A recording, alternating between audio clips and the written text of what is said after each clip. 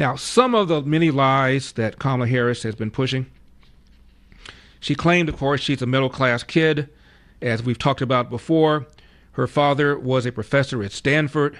Mother was a biomedical scientist at UC Berkeley. She apparently had a live-in nanny.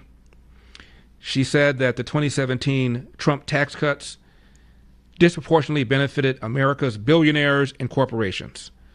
Data by the IRS shows that, quote, on average, all income brackets benefited substantially from the tax reform law, the biggest beneficiaries being working and middle-class filers, not the top 1%.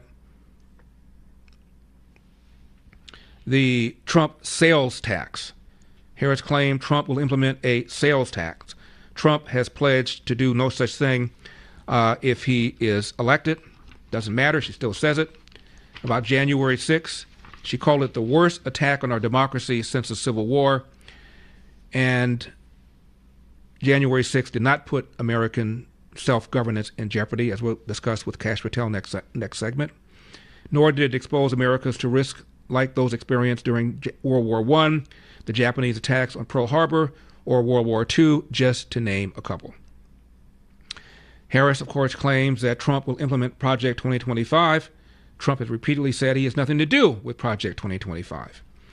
Regarding restoring Roe, Harris, of course, says she supports the restating the protections of Roe, will not answer a question as to at what point does she believe terminating a pregnancy would constitute murder.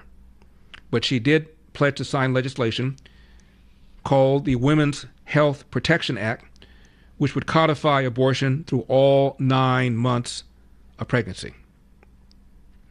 Harris claimed that several states have, quote, Trump abortion bans that would, quote, make it criminal for a doctor or nurse to provide health care. Threaten women with prison time, makes no exceptions even for rape or incest, end of quote. Well, the laws do not criminalize treatment for spontaneous loss or complications, and every single pro-life policy on the books includes exceptions for abortion when it is deemed necessary to save the life of the woman. Harris said that Donald Trump will sign a national abortion ban and hire a national abortion monitor that would be monitoring your pregnancies, your miscarriages, if he's elected, end of quote. The Republican platform explicitly states that the decision on abortion is left up to the states and mentions nothing about a pro-life coordinator, a monitor, anything like that. It's a lie.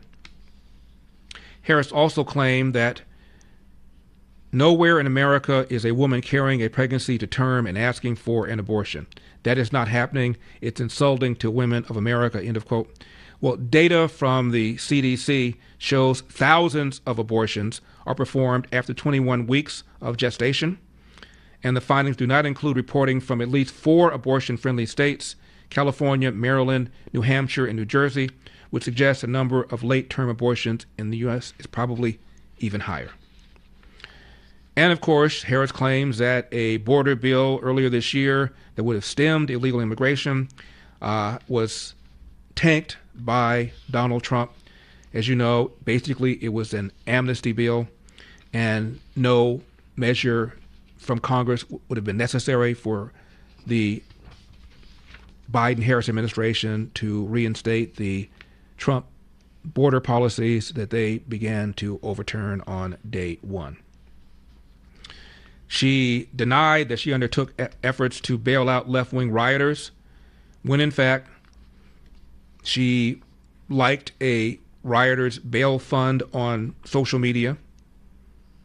Harris encouraged her social media followers to donate to a bail fund dedicated to those arrested for the months-long $2 billion siege of cities like Minneapolis.